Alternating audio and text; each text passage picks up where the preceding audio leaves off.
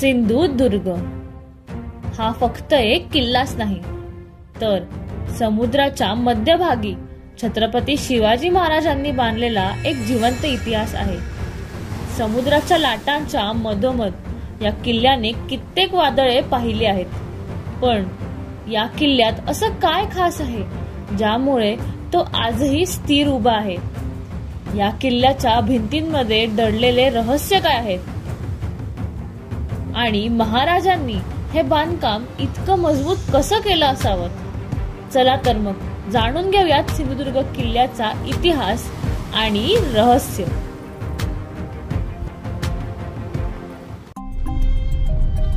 किल्ल्यावर जाण्यासाठी आपल्याला सर्वात अगोदर मालवण जेट्टीला यावं लागतं।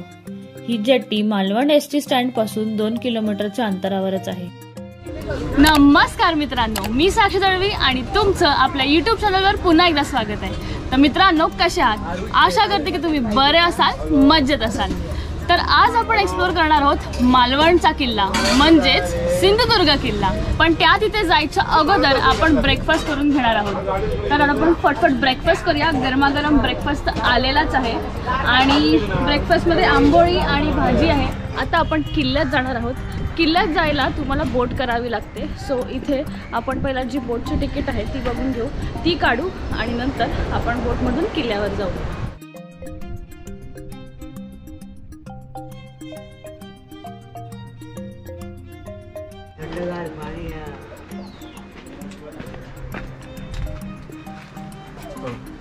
मित्रांनो, इथे आपल्याला 100 रुपयाची तिकीट घ्यायला लागते आणि 3 ते 10 वर्षाच्या मुलांना आपण हाफ तिकीट घेऊ शकतो।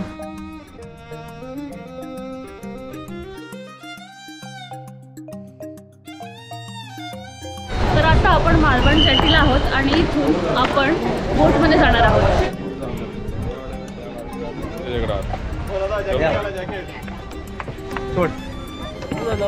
लाईफ जॅकेट होय 28 लागला 28 19 तर आता आपण बोटमध्ये एंटर केलेलो आहोत आणि सर्वात अगोदर आपण आपल्या सेफ्टीसाठी लाईफ जॅकेट घालून घेऊ।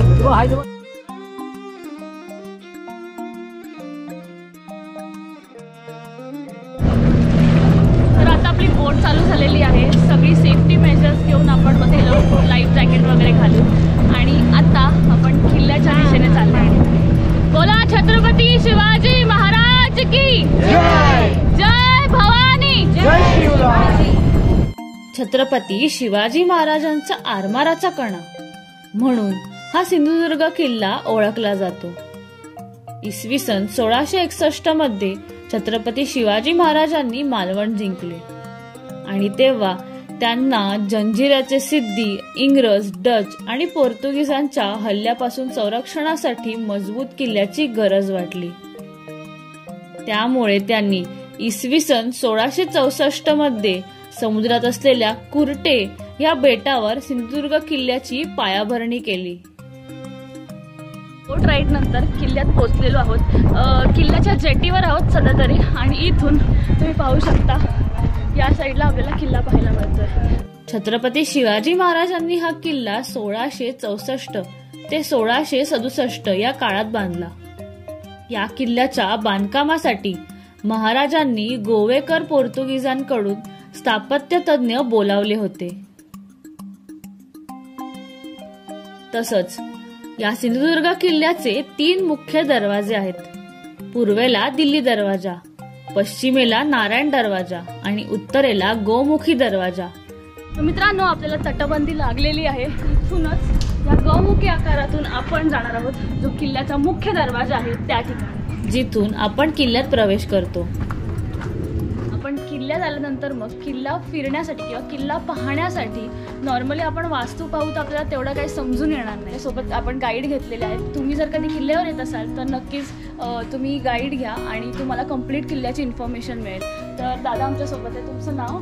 दीपक खाट। सो हे आज आपल्याला गाईड करणार आहेत आणि कंप्लीट जो किल्ला आहे तो दाखवणार आहेत। जय शिवराय। तर माहितीला सुरुवात करतोय। या ठिकाणी इथे आपण ज्या किल्ल्यामध्ये आलात ना, किल्ल्याचं नाव आहे सिंधुदुर्ग।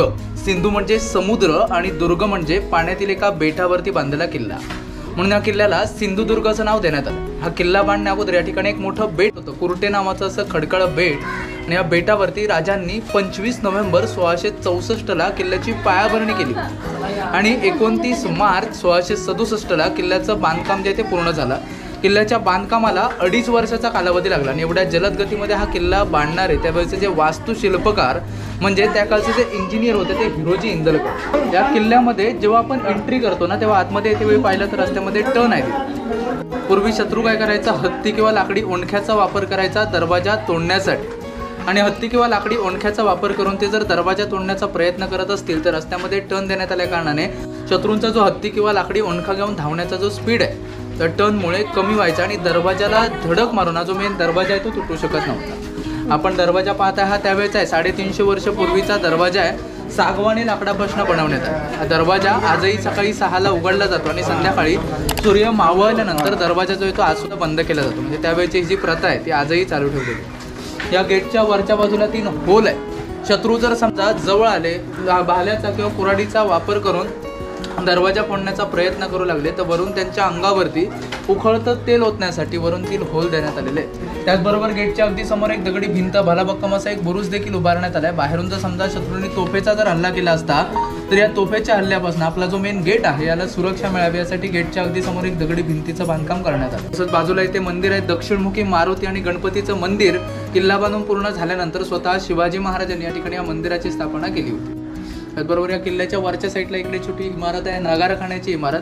पाण्यामधून जर कोणी शत्रू वगैरे किल्ल्यावरती हल्ला चढवण्यासाठी येत असेल तर नगारा वाजवून सैनिकांना सावध केलं जायचं. कोणी राजा वगैरे येत असतील तर त्याला या ठिकाणावरनं राजवंदना देखील दिली जायची.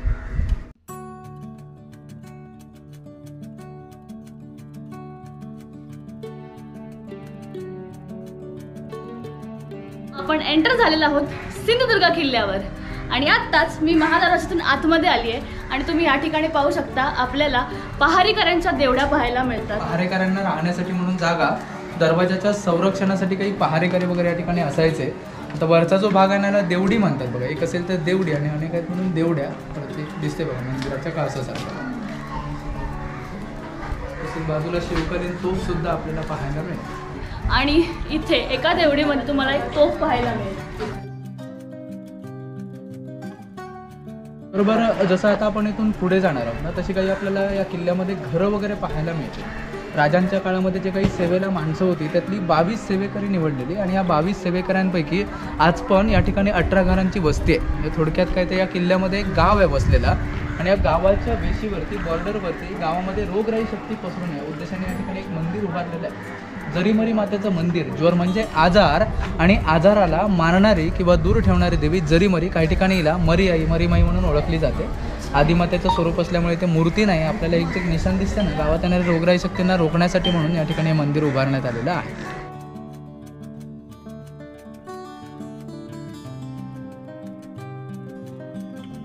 तर मित्रांनो सिंधुदुर्ग किल्ल्यावर आल्यानंतर मग एक खूप इंटरेस्टिंग गोष्ट आणि अशी गोष्ट आहे ऐतिहासिक एकदम जी आपण इथे आता पाहणार आहोत जे आहे छत्रपती शिवाजी महाराजांचे हाताचे आणि पायाचे ठसे.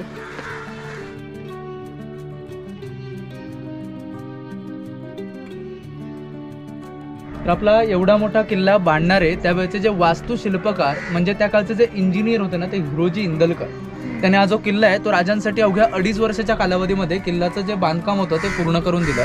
जेव्हा शिवाजी महाराज किल्ल्याची पाहणी करण्यासाठी म्हणून आले इंदलकरांना जेव्हा भेटले तेव्हा त्यांना विचारलं की तुम्ही एवढा मोठा जो किल्ला बांधलात आणि एवढ्या जलद गतीमध्ये बांधलात त्याबद्दल तुम्हाला जे काही बक्षीस म्हणून हवं आहे ते तुम्ही स्वतःहून मागून घ्या. तर इंदलकरांनी बक्षीस म्हणून दुसरं काही न मागता राजांच्या हाताचा आणि पायाचा ठसा या ठिकाणी मागितला होता. किल्ल्यावरती राजांची आठवण राहावी या उद्देशाने राजांच्या हाताचा आणि पायाचा ठसा घेण्यात आलेला आहे. राजांचा जो पाय होता तो या खालच्या मंदिरामध्ये राजांच्या पायाचा ठसा आहे. पाय तळवा खोल, टाचा मोठी आणि पाय लहान राजयोगी लक्षणं द्यायची. हाताचा जो ठसा आहे तो वरच्या मंदिरामध्ये आहे. राजांचा हात होता न मागता गुडघ्यापर्यंत पोहोचणारा अजानबाव असा हात होता राजांचा. तर मित्रांनो तटबंदीवर आल्यानंतर मग आपल्याला छत्रपती शिवाजी महाराजांचे हातापायाचे ठसे तुम्हाला पाहायला मिळतात जे आत्ताच आपण पाहिले. हातापायांचे ठसे आपल्याला कुठेही पाहायला मिळत नाही, तर कुठेही किल्ल्यावर नाही आहे, पण ह्याच ठिकाणी तुम्हाला हे ठसे पाहायला मिळणार आहेत.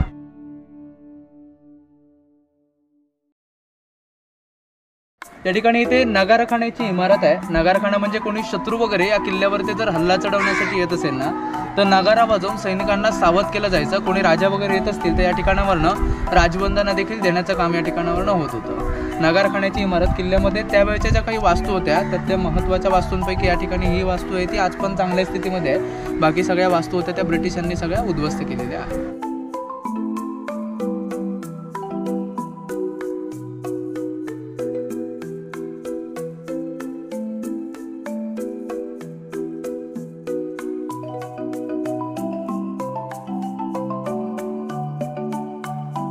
हा जो पूर्ण किल्ला आहे ना तो 48 एकरचा परिसर आहे पूर्ण किल्ल्याचा। 3.5-4 किलोमीटरची तटभिंत, चढण्या उतरण्यासाठी अशा 48 ठिकाणी जिने आहेत आणि 27 बुरुज आहेत। आणि या सगळ्यांव्यतिरिक्त राजांनी स्वच्छतेचा विचार करून किल्ल्याच्या आतल्या भागामध्ये टॉयलेटची सोय न करता किल्ल्याच्या भिंतीमध्ये 42 टॉयलेट बांधून घेतले होते। या टॉयलेटपैकी आपल्याला या ठिकाणी एक टॉयलेट पाहायला मिळतो। व्हेंटिलेशनसाठी वरच्या साईडला बघा ओपन देखील ठेवलेलं आहे। 3 पार्ट आहेत आतमध्ये। इथून पुढे गेल्यानंतर एक लेफ्ट राईट मारायचं आहे, नंतर एक लेफ्ट मारायचं आहे, असं जाऊन आतमध्ये जाते। तर आता आपण जे पाहिलं ते छत्रपती शिवाजी महाराजांच्या काळातलं जे किल्ल्यावरचे टॉयलेट आहे ते आहे। तुम्ही पाहू शकता की इथे किती गोष्टींचा विचार करून अशी टॉयलेट्स इथे बांधण्यात आलेली आहेत। तर या ठिकाणी पूर्ण किल्ल्याचा एरियल व्ह्यू आपल्याला पाहायला मिळतो। आपण पुढे जाऊन राजांचं मंदिर बघणार आहोत। संपूर्ण महाराष्ट्रभरामधलं त्या काळातलं छत्रपती शिवाजी महाराजांचं एकमेव मंदिर, त्याच्यावरती वस्त्र वगैरे चढवली जातात मूर्तीवरती। तर अशी 2.5 फूट अशी काळ्या पाषाणामध्ये बसलेली अर्धपद्मासनामधली मूर्ती आहे राजांची। मंदिर आपण पुढे जाऊन बघू।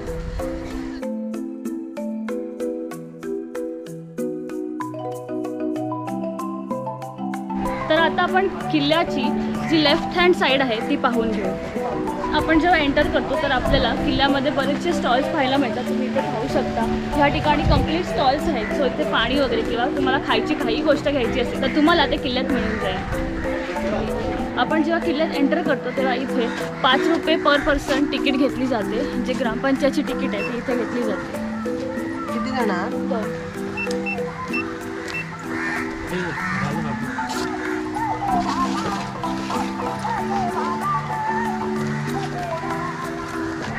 मित्रांनो, किल्ला आत्ताच आपण चालू केलेला आहे पण एवढी गरमी आहे आणि आजूबाजूचं वातावरण एवढं ह्युमिड आहे त्याच्यामुळे खूप तहान लागते आणि खूप थकवा फील होतोय। तर आत्ता आपण या ठिकाणी कोकम सरबत किंवा काही दुसरं सरबत आपण पिऊन घेऊ।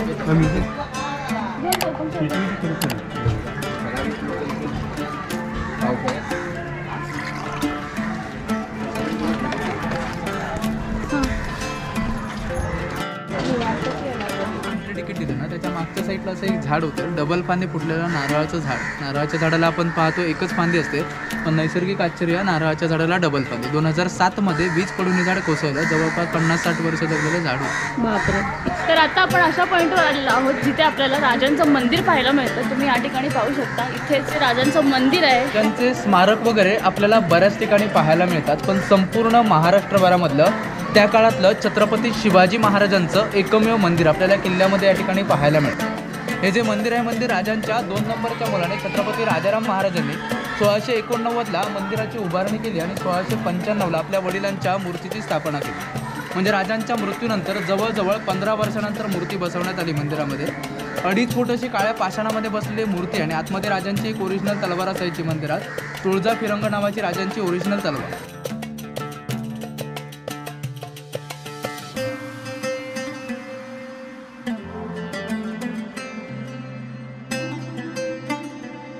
तर मित्रांनो, इथे आपल्याला म्युझियम देखील पाहायला मिळतं। त्यासाठी 10 रुपीज पर पर्सन अशी तिकीट आहे। तर आता आपण हे जे म्युझियम आहे ते पाहून घेऊ। किल्ल्यात असलेले हे म्युझियम अगदी पाहण्यासारखे आहे। या म्युझियममध्ये असलेली प्रत्येक वस्तूचा स्वतःचा एक इतिहास आहे। त्या काळातील शूर योद्धांनी वापरलेले ही शस्त्र, या तलवारी आणि भालेमधून आपल्याला त्यावेळेचे शौर्याची आणि पराक्रमाची कल्पना येते। सिंधुदुर्ग किल्ल्यातील हे संग्रहालय आपल्याला छत्रपती शिवाजी महाराजांच्या काळाची शौर्य आणि कलाकुसरीची आठवण करून देते। तुम्ही पण एकदा या किल्ल्यात भेट देऊन या ऐतिहासिक खजिन्याचा अनुभव घ्या। तर आता आपण महाराजांचं जे मंदिर आहे आणि जो म्युझियम आहे तो पाहून घेतलेला आहे। आता इथून आपण पुढे जाणार आहोत आणि अजून या किल्ल्यात आपल्याला काय काय वास्तू आहेत ती पाहणार आहोत। या ठिकाणी इथे आता आपण महादेवाचं मंदिर बघणार आहोत आणि या महादेव मंदिराच्या आतमध्ये गेल्यानंतर आपल्याला एक विहीर पाहायला मिळते. एक 30 फूट खोल अशी विहीर आहे आणि या विहिरीच्या आतमधनं एक अंडर वॉटर टनल म्हणजे भुयारी मार्गाचं बांधकाम या ठिकाणी करण्यात आलं होतं. मार्ग बांधण्यामागचं कारण बघितलं, रसद वगैरे पुरवठा करण्यासाठी आपल्याला या ठिकाणी एक मार्ग असणं गरजेचं होतं, कारण चारही बाजूला समुद्राचं खारं पाणी समुद्र आहे आणि एवढ्या खोल समुद्रामध्ये आपल्याला जर किल्ल्याला जर समजा शत्रूने वेढा वगैरे दिला तर धान्य पुरवठा वगैरे देखील व्यवस्थित होणं सुद्धा गरजेचं आहे. तर त्यासाठी शिवाजी महाराजांनी या किल्ल्याचं बांधकाम चालू असतावेळी भुयारी मार्ग खोदण्याचा मावळे लोकांना आदेश दिला होता. मार्ग जो आहे तो मंदिराच्या आतमधनं शत्रूंची दिशाभूल करण्याच्या उद्देशाने मंदिरामधून मार्ग खोदण्यात आला होता. वेगवेगळ्या जाती धर्माची माणसं इथे किल्ल्यामध्ये प्रवेश करतील युद्धाच्या वेळेला, तर ते आतमध्ये प्रवेश करू नये म्हणजे मंदिर समजून लोक आतमध्ये जाणार नाही, शत्रू आतमध्ये पोहोचू शकत नसल्यामुळे मंदिर भुयारी मार्ग जो आहे तो सुरक्षित राहत होता शत्रूंपासून. त्याचबरोबर हा जो भुयारी मार्ग आहे तो मालवण साईडला एक ओझर नावाचं गाव आहे, त्या ठिकाणी एक ब्रह्मानंद स्वामींची समाधी आणि या समाधीच्या बाजूला एक सिंहाची गुफा म्हणून नावाने एक गुफा प्रसिद्ध आहे. तिथून हा भुयारी मार्ग बाहेर पडायचा आणि तिथून कोणी आतमध्ये जाण्याचा प्रयत्न करू नये म्हणून तिथल्या ठिकाणाला सिंहाची गुफा असं नाव देण्यात आलं होतं. मार्ग जो आहे तो ब्रिटिशांनी 1765ला इथून बंद केला. या विहिरीतनं मोठमोठे दगड टाकून भुयारी मार्ग बंद केला आहे, पण याचं जे दुसरं टोक आहे ओझर म्हणून गावी, तिथून हा मार्ग आजसुद्धा ओपन पाहायला मिळतो.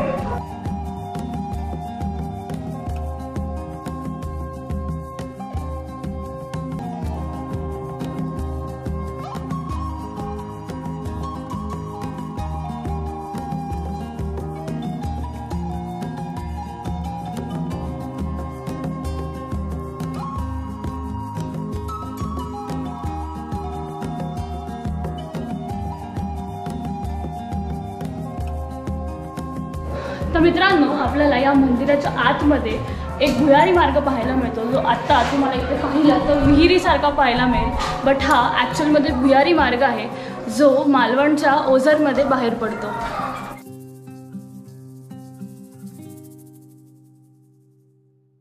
तर आता आपण जे मंदिर आहे ते पाहून घेतलेलं आहे आणि किल्ल्याचा जो पुढचा भाग आहे तिथे आपण चाललेलो आहोत. शिवाजी महाराज जेव्हा पहिल्यांदा या बेटावरती आले, सगळ्यात पहिल्यांदा त्यांनी विचार केला की आपल्याला या ठिकाणी पिण्याच्या पाण्याची सोय असणं गरजेचं आहे, तरच आपण हा किल्ला बांधून मावळे लोक राहू शकतात. त्या उद्देशाने शिवाजी महाराज या बेटावरती आल्यानंतर सगळ्यात पहिल्यांदा राजांनी भवानी मातेचं मंदिर उभारलं. देवीचा आशीर्वाद घेतल्याशिवाय कुठल्याही शुभकार्याला महाराज सुरुवात करत नसायचे. सगळ्यात पहिल्यांदा देवीचा आशीर्वाद घेण्यासाठी मंदिर उभारलं गेलं. त्यानंतर मग विहिरींचा शोध लावण्यासाठी मावळे लोकांना सांगितलं. तर त्यावेळेला ज्या मावळ्यांनी विहिरी खोदल्या त्या तिन्ही विहिरींमध्ये गोड पाण्याचा साठा मिळालेला आहे. म्हणजे चारही बाजूला समुद्राचं खारं पाणी आणि मध्ये गोड पाणी मिळणं एक कठीण होतं आणि हे कठीण परिस्थितीमध्ये हे पाणी मिळणं हे पंचामृतापेक्षा काही कमी नव्हतं. म्हणून त्यांना नावं देण्यात आलेली आहे दूध बाव, साखर बाव, दही बाव. बाव म्हणजे विहिरींना बाव, बारव, बावडी वगैरे म्हणतात, त्यामुळे त्यांना अशी नावं देण्यात आलेली आहेत. आपण ही पाहतो या साईडला ही साखर बाव आहे, इकडे आहे दूध बाव आणि पुढे जाताना एक बघणार आहोत तिसरी दही बाव. अशा 3 विहिरी आहेत आणि या विहिरींचं जे पाणी आहे ते आजही पिण्यासाठी वगैरे वापरलं जातं.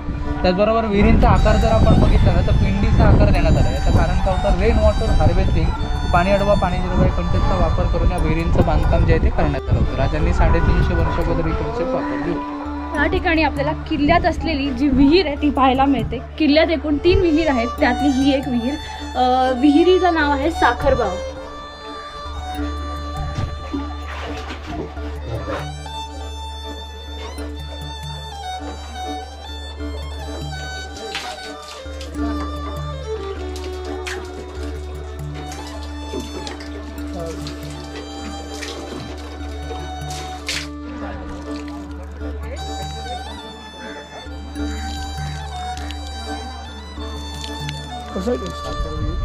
मित्रांनो, अगदी फ्रेश वॉटर आहे.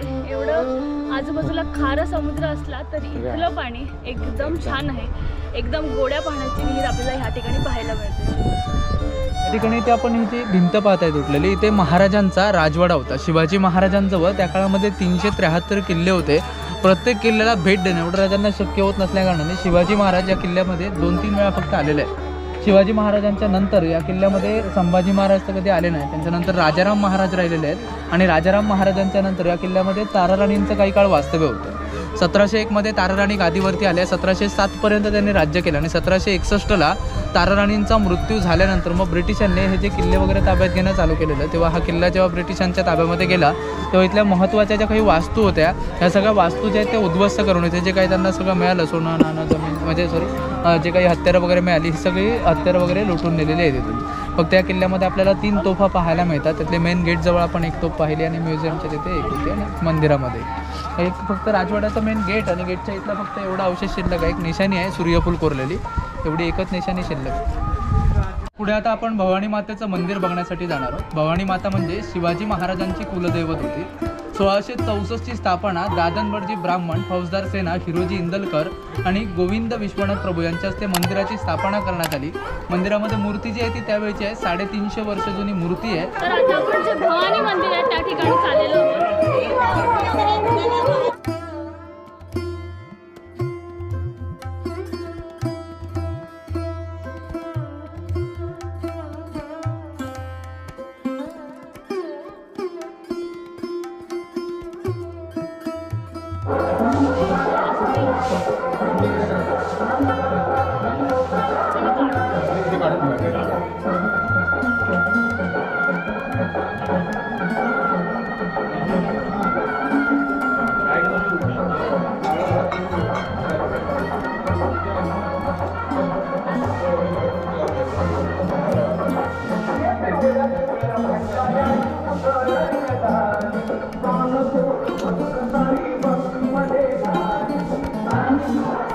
तर हा किल्ला बांधण्या अगोदर या किल्ल्याचं जे भूमिपूजन आहे ना ते या बेटावरती इथे झालं नव्हतं. सगळ्यात पहिल्यांदा भवानी मातेचं मंदिर उभारलं. देवीच्या अगदी समोर किनाऱ्याला समोरच एक मोरियाचा दगड आहे. त्या दगडावरती चंद्रकोर, शिवलिंग, गणपती, सूर्य अशी काही चित्र करून किल्ल्याचं भूमिपूजन जे आहे ते अगोदर त्या ठिकाणी झालं. त्यानंतर मग पूर्ण कोकण किनारपट्टीला 5000 मावळे लोकांचा जागता पहारा देऊन 3000 मजूर किल्ल्याचं काम दिवसरात्र करत. मित्रांनो, आता आपण किल्ल्याचा जो मागचा भाग आहे तो पाहून घेणार आहोत. तर या ठिकाणी इथे आता आपण किल्ल्यातल्या सगळ्यात महत्त्वाच्या आणि उंच बुरुजाच्या ठिकाणी आलो. किल्ल्यामध्ये 27 बुरुज आहेत आणि 27 बुरुजांपैकी जे 3 बुरुज आहेत ना ते खडकांवरती आणि बाकी सगळे जे बुरुज आहेत ते भिंतीला लागून आहेत. किल्ल्यातला महत्त्वाचा आणि उंच जो बुरुज आहे किल्ल्याच्या मागच्या बाजूला बांधण्यात आला होता. बुरुजाचं नाव होतं निशाणकाठीचा बुरुज. शत्रू कुठून येतात जातात हे पाहणी केल्यानंतर त्या ठिकाणी एक निशाण झेंडा फडकवून आपल्या सैनिक लोकांना सावध केलं जायचं. त्यासाठी बुरुजाचं नाव देण्यात आलं होतं निशाणकाठीचा बुरुज. आता आपण या किल्ल्याच्या मागच्या बाजूला आलोत. मागच्या बाजूला पाहू शकता की आपल्याला एकही वास्तू वगैरे काही पाहायला मिळत नाही. या भागामध्ये पूर्ण नॅचरल खडकांनी पूर्ण भरलेला भाग आहे. त्या किल्ल्यावरती शत्रूंचा जर कुठून हल्ला होण्याची शक्यता असेल तर समुद्रामार्गे किल्ल्याच्या मागच्या बाजूने हल्ला होण्याची शक्यता जी होती ती जास्त प्रमाणामध्ये होते आणि हल्ल्यामध्ये आपल्या वास्तूला, शेतीला काही नुकसान होऊ नये त्यासाठी म्हणून महत्त्वाच्या वास्तू आणि जी काही शेती आहे ही सगळी किल्ल्याच्या समोरच्या भागामध्ये केली जायची. या भागामध्ये तर शत्रूंच्या मोठमोठ्या बोटी किल्ल्याच्या जवळ येऊन पोहोचू नये या उद्देशाने या किल्ल्याच्या चारही बाजूला नॅचरल खडकाळ सेफ्टी या ठिकाणी देण्यात आली होती. या खडकाळ सेफ्टी आपल्याला इथे पाहायला मिळते. फेसाळ भाग जो दिसतो नाही खडका आहे सगळं. शत्रूंच्या बोटी जवळ येऊन पोहोचू शकत नव्हत्या. त्याचबरोबर या किल्ल्याच्या बाहेर जाण्यासाठी म्हणून आतमध्ये एक आपल्याला दुसरा भाग देखील दरवाजा देखील आपल्याला पाहायला मिळतो. एक छोटीशी चौकट खिडकी आहे बघा इथे, बीचचा भाग आहे. त्या ठिकाणी ते तारा राणी राजाराम महाराजांच्या पत्नी ते संध्याकाळच्या वेळेला फेरफटका मारण्यासाठी म्हणून यायच्या, म्हणून तिथल्या ठिकाणाला राणीची वेळ असं नाव देण्यात आलं. लढाऊ परिस्थितीमध्ये या ठिकाणी जहाजं वगैरे लोड करण्यासाठी या मार्गाचा वापर केला जायचा. गेटचा आकार पाहिला तर भरपूर छोटा देण्यात आला आहे. आकार छोटा देण्याचं कारण काय, शत्रू आतमध्ये जातेवेळी त्यांना वाकून जावं लागेल आणि ते जर वाकून जात असतील तर त्यांच्या मानेवरती सहजपणे तलवार चालवली जाऊ शकते. त्याचबरोबर किल्ल्याच्या आतला जो हा इकडचा मोकळा पॅसेज आहे, युद्धकला वगैरे शिकण्यासाठी या पॅसेजचा वापर केला जायचा. आणि समोरच बघा एक काळा खडक आहे. संपूर्ण किल्ल्याच्या बांधकामातनं उरलेला चुन्याचा साठा, किल्ल्याच्या बांधकामासाठी जे काही मटेरियल वापरलं होतं, गूळ, चुना, शिस, कात, वाळू, उडदाची डाळ, बेलफळ यासारख्या गोष्टी एकत्र करून किल्ल्याच्या बांधकामासाठी ह्या वापरल्या जायच्या. तर त्यातनं उरलेला तो चुन्याचा साठा पाहायला मिळतो. आणि खाली इथे एक पाझर तलाव सुद्धा आहे. इथे एक पाझर तलाव, पावसाळ्यामध्ये जेवढाही पाऊस इथे पडतो तेवढं पाणी इथे बाजून विहिरींपर्यंत पोहोचत राहतं. त्यासाठी विहिरींच्या बाजूला हे तलाव बांधण्यात आलेला आहे. तर मित्रांनो, आता आपण किल्ल्याचा जो मधला बुरुज आहे तो पाहून घेतलेला आहे. आता किल्ल्याच्या ज्या तटबंदी आहेत आणि जे किल्ल्याच्या साईडचे जे बुरुज आहेत ते आता आपण पाहून घेऊ. आदिलशाही सत्तेचे मोरोपंत त्रिंबक आणि सिद्दी जोहर यांनी इसवी सन 1669 मध्ये सिंधुदुर्ग किल्ल्यावर हल्ला केला. मात्र किल्ल्याची मजबूत तटबंदी आणि मराठ्यांच्या शौर्यामुळे हा हल्ला फसवा ठरला. छत्रपती शिवाजी महाराजांच्या मृत्यूनंतर इंग्रजांनी या किल्ल्यावर 2दा हल्ला केला, पण किल्ल्याच्या मजबूत बुरुजांमुळे आणि मराठा सैन्याच्या धाडसी लढाईमुळे इंग्रजांना पराभव स्वीकारावा लागला.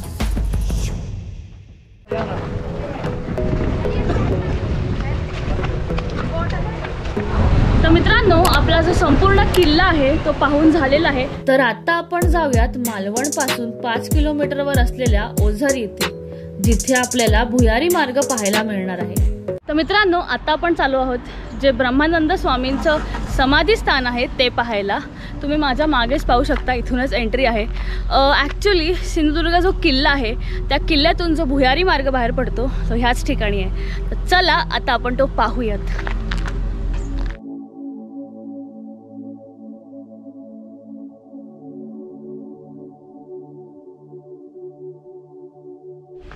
तर मित्रांनो, आता मी समाधीच्या इथे आलेली आहे.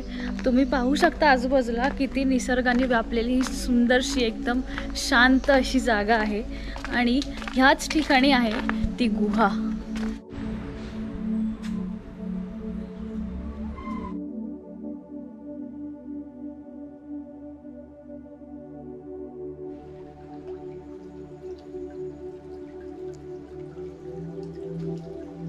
या ठिकाणी तुम्ही पाहू शकता निसर्गाची किती सुंदर अशी कला आपल्याला इथे पाहायला मिळते. एका ठिकाणी कातळ आहे आणि कातळामध्ये असं छोटीशी गुफा तयार झालेली आहे आणि त्या गुफेवर जे पाण्याचं रिफ्लेक्शन आहे ते पडतंय आणि त्या कातळावर जे झाड आहे त्याची मुळं अशी कंप्लीट त्या कातळात बसलेली आहे.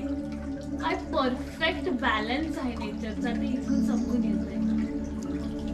तुम्हाला एक गुफा पाहायला मिळते, त्याच्यामध्ये समाधी आहे आणि समाधीच्या एक्झॅक्ट बाजूला हे भुयारी मार्ग आहे. सो बेसिकली जेव्हा सिंधुदुर्ग किल्ल्यावर जेव्हा आपण होतो आणि तिथे असताना जे आपण महादेवाचं मंदिर पाहिलं होतं आणि त्या महादेवाच्या मंदिरामध्ये जी विहीर होती त्या ठिकाणाहून जो भुयारी मार्ग बाहेर पडायचा तो ह्याच ठिकाणी मित्रांनो.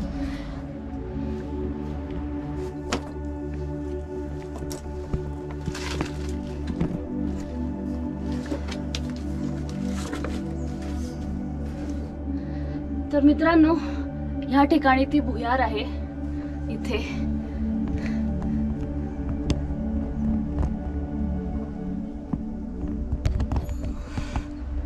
तर मित्रांनो, तुम्हाला हा व्हिडिओ कसा वाटला कमेंट करून नक्की सांगा. जर व्हिडिओ आवडला असेल तर लाईक करा, इतरांसोबत शेअर करा आणि असेच गड किल्ले आणि पर्यटन स्थळे पाहायचे असतील तर चॅनलला सबस्क्राईब करायला विसरू नका आणि जी बेल आयकॉन आहे ती प्रेस करा, म्हणजे चॅनलचे जे पुढचे अपडेट्स आहेत ते तुम्हाला येतील. तर भेटूया पुढच्या व्हिडिओमध्ये. धन्यवाद.